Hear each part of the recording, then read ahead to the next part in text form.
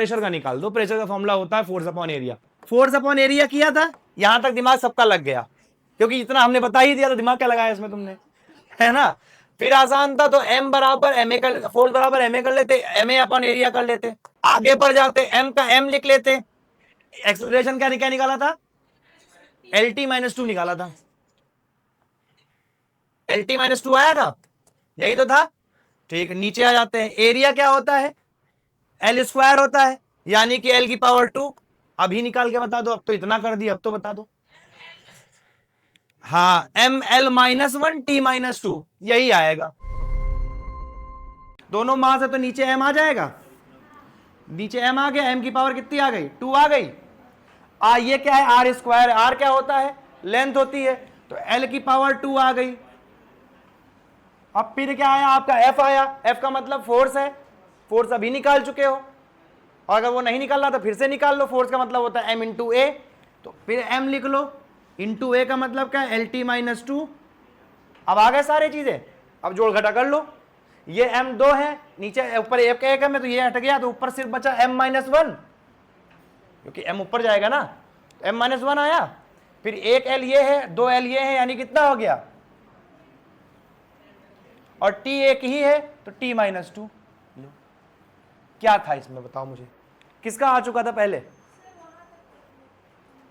आ गया था, फाइनल तो नहीं आया होगा, मतलब बाकी आ गया था, तो यही तो करना था दोस्त।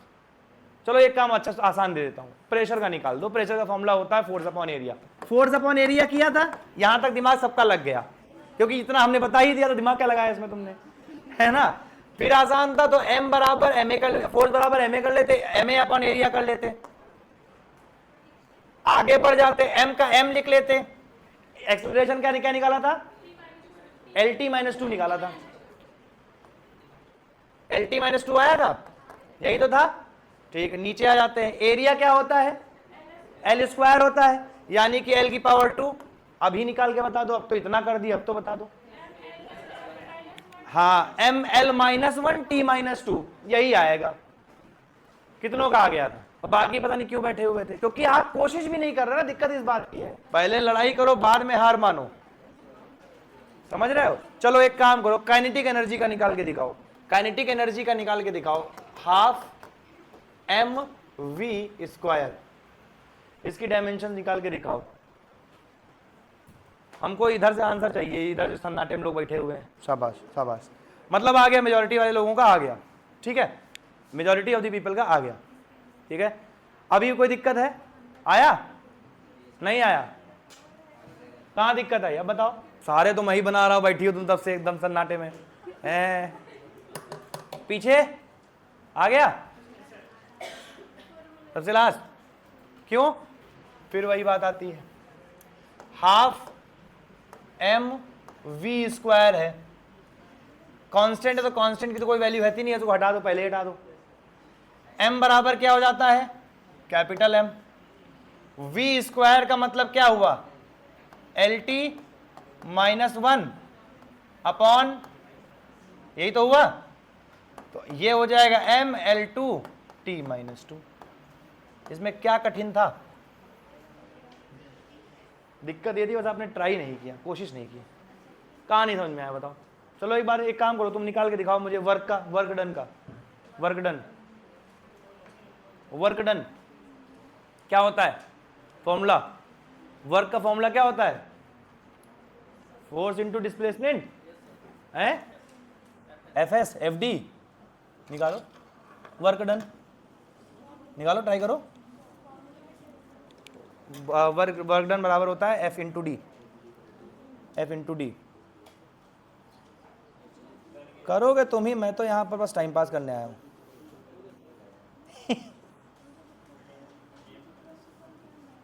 यार कोशिश तो करो दोस्त, कोशिश भी नहीं करोगे तो कैसे काम चलेगा। अभी तो कुछ कठिन आया, खाली हालांकि कठिन आएगा भी नहीं। स्पेस टेक्नोलॉजी कैसे समझोगे जब मैं जीएसएलवी पीएसएलवी बताऊंगा। हाँ, डिस्प्लेसमेंट का एल होता है, और क्या होता है, डिस्प्लेसमेंट तो डिस्टेंस ही होती है, M L two T minus two. मिला, क्या आया, ठीक ठीक, Ml2T - 2, ठीक ठीक, अभी क्लियर है? पीछे है कहाँ दिक्कत आ रही भाई, ये बाद में पूछ लेना बेटा, आप आगे बढ़ते नहीं तो फिर। ठीक है, हेडिंग डालिएगा पूरक, पूरक मात्रक।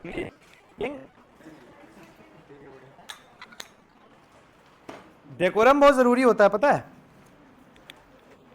मतलब मस्ती मजाक चलता है, मजा भी आता है, डेकोरम बहुत जरूरी है। मस्ती मजाक और बदतमीजी में बहुत पतली लाइन का फर्क होता है बस, ठीक है। और मैंने कहा था कि मजाक में हो सकता है मैं हजम कर जाऊं, बदतमीजी में रिवर्ट बैक जरूर आएगा, ठीक है। वो थोड़ा सा ह्यूमिलिएटिंग हो जाता है, फिर आपकी जो महिला मित्रों के बीच में साख बनी होती है वो खराब हो जाती है कि बताओ, ठीक है। सारी साख का खेल महिला मित्रों के लिए होता है हर एक के जीवन में, तो कृपया करके उसी की इज्जत करें, है ना। चलिए पूरक की बात करते हैं, पूरक मात्रक। तो दो इंपॉर्टेंट पूरक मात्रक होते हैं, कौन सी छुट्टी है? विमाएं बेटा, यही तो 7 बताई तो थी, MLT वाली, वही वाली है। वो हेडिंग थोड़ी डलाई थी हेडिंग क्या, तो उसी में लिख लो वही 7 मापक, यही वाले हैं। ये जो ये वाले लिखा है ना, ये वाले हैं, यही विमाएं हैं, यही 7 विमाएं हैं, ठीक है। इन्हीं को लिखना था, अगर नहीं लिखा है तो नोट कर लो, और नहीं लिख लिया तो कोई बात नहीं, ठीक है। तो पूरक लिख लेते हैं, पूरक, हाँ पूरक मात्रक।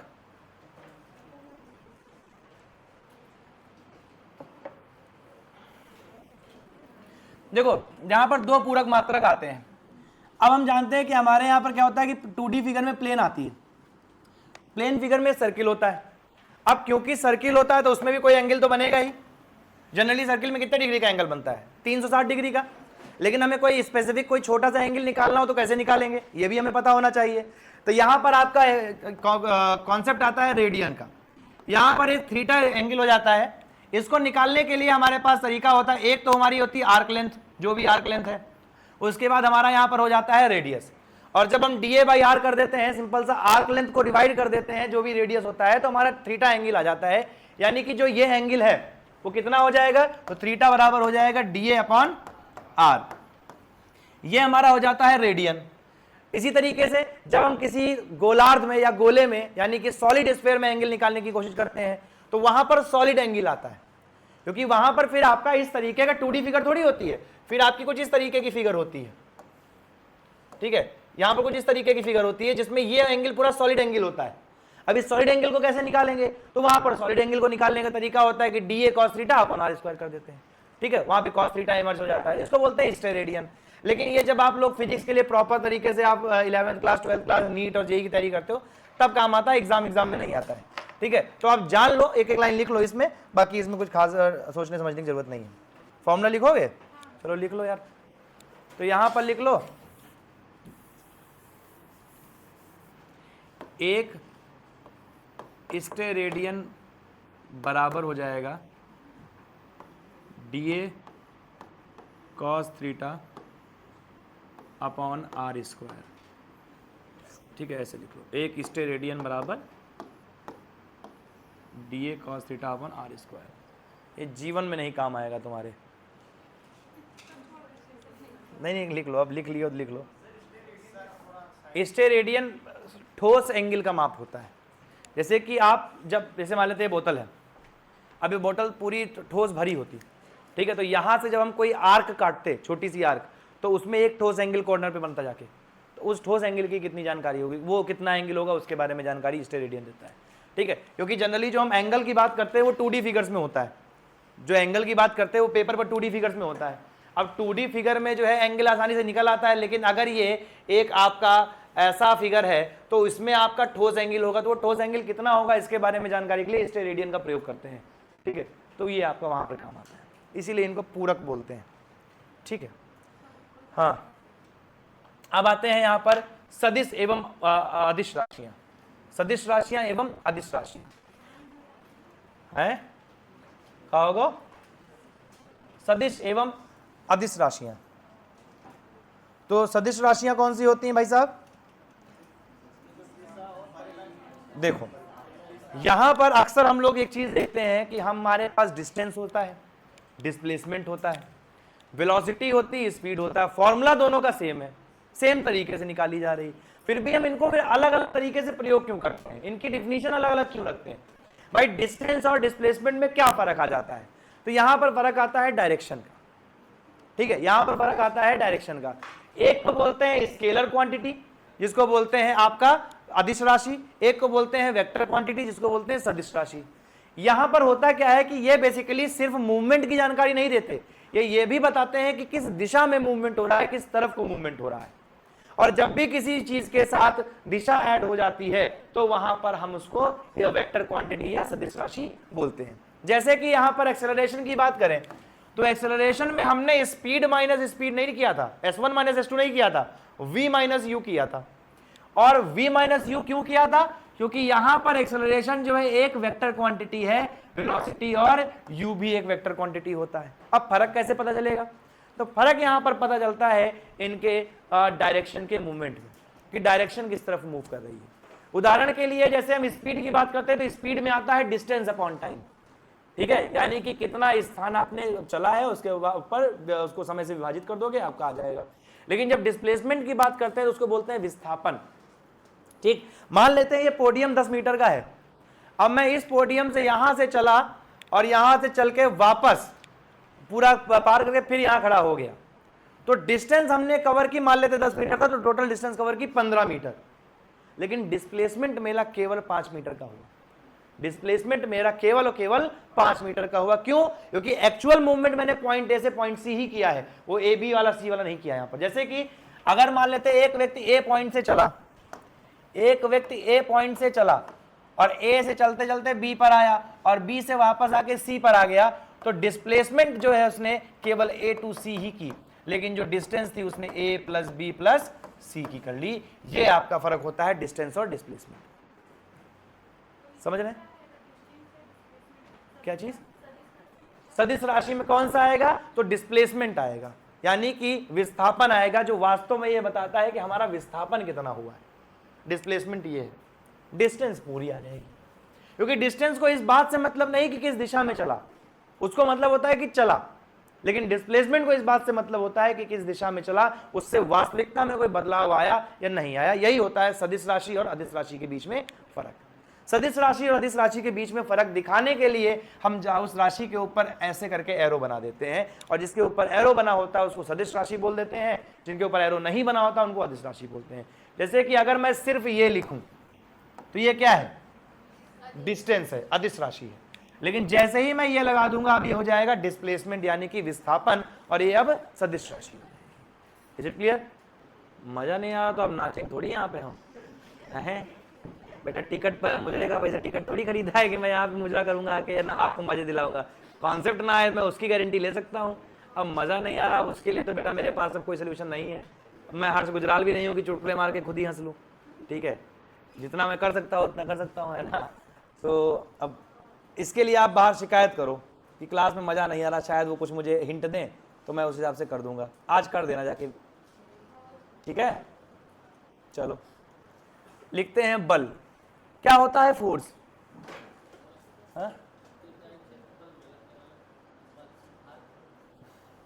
तो वो तो हो जाएगा ना यार, प्रेशर की बात करने लगोगे ना फिर तो। बल क्या होता है? फोर्स क्या होता है? फोर्स इज अ पुश और पुल, यानी कि खिंचाव या दबाव की स्थिति को बल कहते हैं आसान भाषा में। अगर हम आसान भाषा में बल की बात करते हैं तो स्थिति में खिंचाव या दबाव को बोला जाता है कि यह बल होता है, ठीक है। लेकिन जो बल होता है वो केवल स्थिति में खिंचाव या दबाव की जानकारी नहीं देता, ये हमारे मूवमेंट या मोशन की जानकारी देता है कि हम किस प्रकार से संचालित कर रहे हैं किसी वस्तु को। हम आगे बढ़ रहे हैं, हम पीछे जा रहे हैं, तो हम किसी कारणवश जा रहे हैं। मतलब हमारे जो भी हमारा जो वस्तु है या जो हमारी स्थिति है उसमें बदलाव तभी हो पाता है जब कोई बाह्य बल लगता है। बिना बाह्य बल के या बिना किसी आंतरिक बल के हम जो मोशन है वो नहीं कर सकते, हम मोशनलेस रहेंगे। और या फिर अगर मोशन में लगातार मोशन में रहेंगे, इसका मतलब ये है कि कोई ना कोई ऐसी ताकत या ऐसी प्रॉपर्टी होती है, ऐसी विशेषता होती है जो हमारे मोशंस को, हमारे मूवमेंट्स को संचालित करती है या उन्हें चलाने में हमारी सहायता करती है। बल दो प्रकार का होता है, एक संतुलित बल होता है, एक असंतुलित बल होता है। जब तक आपके पास संतुलित बल रहेगा, जब तक आपके पास बैलेंस्ड फोर्स रहेगा, तब तक आपकी मोशन की कंडीशन या आपकी रेस्ट की कंडीशन में कोई भी चेंज या कोई भी बदलाव नहीं आएगा। मतलब आप परस्पर उसी दिशा में काम करते रहोगे या उसी दिशा में बैठे रहोगे, उसी स्थिति में बैठे रहोगे जब तक संतुलित बल लग रहा है। भाई आप बैठे हो तो क्यों बैठे हो? क्योंकि एक बल पृथ्वी लगा रही है और एक बल आपकी बॉडी, आपका शरीर लगा रहा है कि हम एक जगह स्थिति पर रुके रहें। अगर केवल बल आपकी पृथ्वी लगा रही होती और आपकी बॉडी कोई बल ना लगा रही होती तो खिंच के धरती में धस गए होते, ठीक है। या अगर मान लेते केवल आपका बल होता, धरती का कोई बल ना होता तो आप उड़ गए होते, तो ऐसा तो नहीं होता। इसका मतलब यहां पर यह है कि दोनों बलों के बीच में संतुलन है, इस वजह से कि आप एक स्थिति में बैठे हुए हैं। ये टेबल यहां रखी हुई है क्योंकि संतुलित बल लगा हुआ है। लेकिन जैसे ही यहां पर मूवमेंट आएगा, अब इस मूवमेंट को तभी आप नोटिस कर पाओगे जब इसमें एक्सटर्नल फोर्स लग रहा है, कोई बाहरी बल लग रहा है। मैं इस लैपटॉप पर बल लगा रहा हूं इसलिए मूवमेंट कर रहा है। जैसे ही मैं इस पर बल लगाना बंद कर दूंगा, इस पर लगने वाला बल और फ्रिक्शन दोनों एक दूसरे के अपोजिट आ जाएंगे, दोनों बराबर मात्रा में लगेंगे, तो ये अपनी स्थिति में एज इट इज बना रहेगा। लेकिन जैसे ही मैं इसमें अपनी ताकत लगाऊंगा, अब इस पर इस प्लाईबोर्ड के द्वारा लगाई जाने वाली ताकत कम पड़ गई और हमारे द्वारा लगाई जाने वाली ताकत ज्यादा पड़ गई, इस वजह से ये मूवमेंट हो जाएगा। ठीक, यही आपका होता है संतुलित और असंतुलित बल के बीच का अंतर। भाई आपका ये शीशा लगा हुआ है, अब इस शीशा पर आप बल लगा रहे हो तो ये शीशा तब तक नहीं टूटेगा जब तक थ्रेशोल्ड लिमिट पार नहीं हो जाएगी। एक सीमा के बाद ये टूटेगा, क्यों? लेकिन वो सीमा कौन सी होगी? वो सीमा होगी जब आपके द्वारा लगाया गया बल इस शीशे के द्वारा लगाए गए बल से थोड़ा सा ज्यादा हो जाएगा, थोड़ा सा भी ज्यादा होगा, चिटक जाएगा, टूट जाएगा। लेकिन अगर जब तक वो इससे कम है या इसके बराबर है, इसमें कोई भी चेंज नहीं आएगा, इसमें कोई भी मूवमेंट में देखने को नहीं मिलेगा। This is the simple formula of the balanced and unbalanced forces. अच्छा, फोर्सेस में आपके कुछ और भी यहां पर आते हैं। बल आपका दो तरीके का होता है, एक होता है संपर्क बल होता है, एक आपका होता है बिना संपर्क का बल। संपर्क बल में क्या होता है कि दो वस्तुओं के बीच में जो बल लगता है उसमें एक दूसरे के कांटेक्ट में आना जरूरी है। जैसे कि आप चलते हैं तो उसमें फ्रिक्शन लगता है, घर्षण लगता है। तो घर्षण तभी लगता है जब आपके पैर जमीन को टच करते हैं। आपके पैर जमीन को टच नहीं करेंगे तो घर्षण नहीं लगेगा, ठीक है। तो इसका मतलब यहां पर यह है कि कांटेक्ट होना जरूरी है।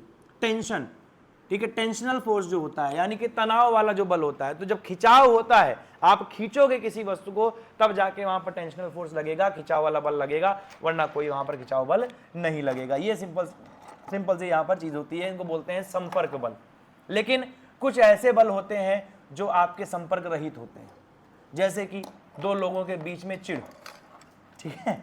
अब ग्रेविटेशनल फोर्स है, दो मास बॉडीज हैं, उनके बीच में ग्रेविटेशनल फोर्स लग रहा है, आपस में कोई कांटेक्ट नहीं, लेकिन सूरज और पृथ्वी के बीच में गुरुत्वाकर्षण बल लग रहा है। और वो बल क्यों लग रहा है? क्योंकि वो एक दूसरे के मास को अट्रैक्ट कर रहे हैं, तो वहां पर आपका ग्रेविटेशनल फोर्स लग रहा है, ग्रेविटेशनल बल लग रहा है, गुरुत्वाकर्षण बल लग रहा है, ठीक है।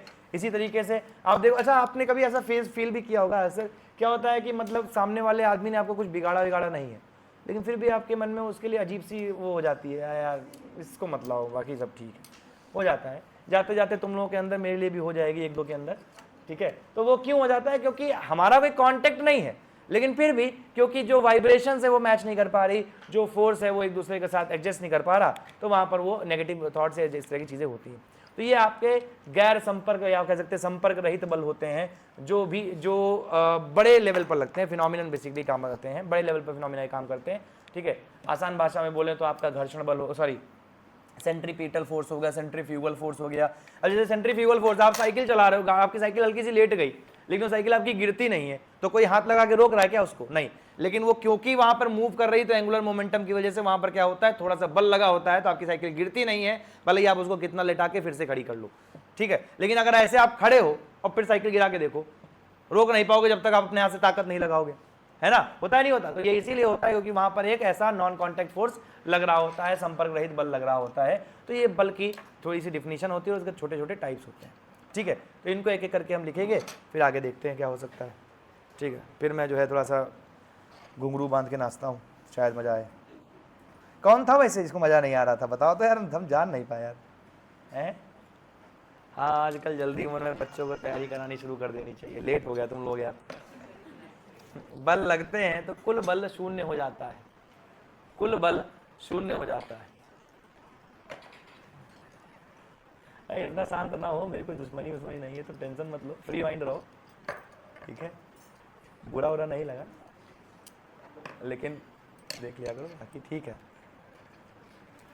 नहीं, जो खुराफाती आदमी खुराफात करता रहे, कोई दिक्कत नहीं है, डिस्टर्बेंस ना हो, ठीक है, रिलैक्स रहो।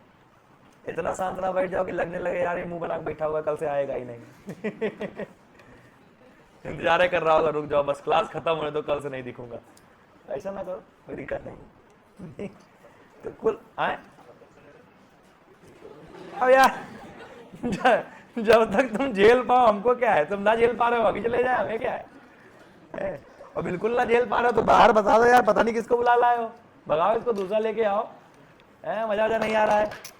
आप फ्री है बोलने के लिए भाई, आप कस्टमर हैं, हम जो है सर्विस प्रोवाइडर है। अब वो स्टूडेंट टीचर थोड़ी रह गए, अब तो कस्टमर और सर्विस प्रोवाइडर हो गए हैं। ठीक है, हाँ हाँ बिल्कुल बिल्कुल, खून चूसने को बोले थे लेकिन तुम लोग तो पाइपे डाल दिए पूरा। उदाहरण, कोई भी उदाहरण ले लो भाई, मेज पे रखी हुई किताब, आप बैठे हुए हैं किसी जगह पर, आपके पास जो टेबल में बोतल रखी हुई है, ये सारे संतुलित बल के ही एग्जाम्पल। अगर ये संतुलित नहीं रहेगा तो आप एक जगह स्थायी नहीं रह पाओगे। ठीक है, जैसे एग्जाम्पल के लिए आपको कोई घुमा दे कस के और फिर खड़ा करे, तो आप कभी खड़े नहीं हो पाते हो 1-2 मिनट के लिए। क्यों होता है? क्योंकि आपने क्या किया, संतुलन को बिगाड़ दिया है। ठीक है, अब वो बल जब तक एक आपस में संतुलित नहीं कर लेगा एक दूसरे को, आप दोबारा से उसी स्थिति में नहीं आ पाओगे। ठीक है, तो ये सारी चीजें होती हैं। तो कोई भी एग्जांपल ले लो, मेज पे रखी हुई किताब ले लो, ठीक है, बोतल रख लो, कुछ भी ले लो, वो आपकी मर्जी है। ठीक है, फिर आता है असंतुलित बल। जैसे किसी कोई डिब्बा रखा, उस पर आपने हाथ लगा दिया तो लुढ़कने लग गया, तो ये आपका असंतुलित बल हो गया। ठीक है, ठीक। उसके बाद आ जाता है contact and non contact force. हाँ जी, संपर्क एवं गैर संपर्क बल। संपर्क बल लिख लो, संपर्क बल। फोर्स में इतना लिखा दूंगा कि 600 नंबर का क्वेश्चन आ जाएगा कि बल क्या होता है, बल की परिभाषा लिखिए, सब लिख देना।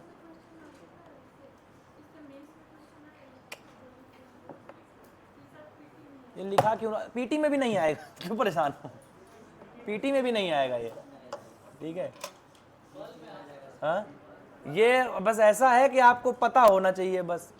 आधा सिलेबस तो पता नहीं क्यों पूछते हैं, वो लिखाते ही क्यों है वो, जब पूछना उनको अपनी मर्जी का ही होता है सब कुछ। उतनी भी तो नहीं कर रहे आए, उतनी कर लो बहुत हो जाए, उतनी मेहनत नहीं हो रही कि रिपीटेड वाला ही पढ़ लें, वो नहीं पढ़ा जा रहा है, उसी में मजा ढूंढ रहे हो। अब उदाहरण के लिए तो भैया फुटबॉल पे लात मारना, गिलास से पानी पीना, ये सब बल है ना। किसी को मारना पीटना सब बल ही है? हाँ, और क्या? हम किसी झापड़ मारे बिना संपर्क मिला झापड़ कैसे मार सकते, बताओ मुझे। लिखिएगा गैर संपर्क बल। हाँ, घर्षण बल आएगा। हाँ, मैग्नेटिक फील्ड आ जाएगा, ग्रेविटेशनल फील्ड आ जाएगा। भाई जैसे मैग्नेट है, अब मैग्नेट को जरूरी थोड़ी है कि किसी को छूना ही पड़े, वो आप उससे पास के गुजरोगे तो आपको फील होगा कि हाँ इसमें मैग्नेट है। ठीक है, हाँ जी, तो लिखिएगा इसमें न्यूटन के नियम। पहला नियम क्या है न्यूटन का? जड़त्व तो बोलते हैं ना इनर्शिया को। हाँ, वही देखो जरा। न्यूटन का नियम कहता है, पहला नियम ये कहता है कि कोई भी वस्तु अपनी गति की स्थिति में या विराम की अवस्था में तब तक रहती है, ठीक है, गति की अवस्था में अथवा विराम की अवस्था में तब तक रहती है जब तक उस पर कोई बाहरी बल ना लगाया जाए। आप उसमें कोई चेंज नहीं ला सकते उसके स्टेट ऑफ मोशन में। अगर वो रेस्ट पर है तो रेस्ट पे ही पड़ी रहेगी, अगर वो मोशन में है तो मोशन में ही रहेगी जब तक कोई एक्सटर्नल फोर्स ना लगाया जाए। ये न्यूटन का पहला नियम कहता है और इसी के साथ ये समझाता है लॉ ऑफ इनर्शिया को। ठीक है, जड़त्व का नियम ये कहता है कि आपकी बॉडी भी उसी के साथ आप क्या करते हो, जैसे मान लीजिए मूव कर रही है तो मूव करती रहेगी, और अगर आपकी बॉडी रुकी है तो रुक जाएगी। इस तरीके से होता है। जैसे एग्जांपल के लिए बस वाला एग्जांपल इसमें दिया जाता है। आप एनसीईआरटी वगैरह पढ़ोगे तो उसमें बस का एग्जांपल दिया हुआ है कि आप बस में बैठो, गाड़ी में बैठो, जैसे ही गाड़ी आगे की तरफ चलने लगती है आप पीछे की तरफ धक्का खा जाते हो। क्यों? आपकी बॉडी रेस्ट में होती है, तो आपकी जो बॉडी रेस्ट पोजीशन में होती है उस पर जैसे ही बल लगता है, जैसे ही ताकत लगती है, वो और स्पीड में क्या करता है, आगे की तरफ भागने की कोशिश करता है। आपकी बॉडी रेडी नहीं होती तो आपको झटका लगता है। ठीक है ना? विश्वास हो तो आज एक काम करना, आज मैं क्या करना, आवाज आ रही है पीछे तक तो ठीक है। तो मान लेते जैसे कि अब ट्राई करना, आज घर जाना तो बस से उतरना, चलती बस से कूद पड़ना और दौड़ना नहीं, बस एक जगह खड़े हो जाना। यही है वो, ठीक है। जो है हाँ 2.5 घंटे, तुमको 3 घंटे झेल लोगे, टेंशन मत लो।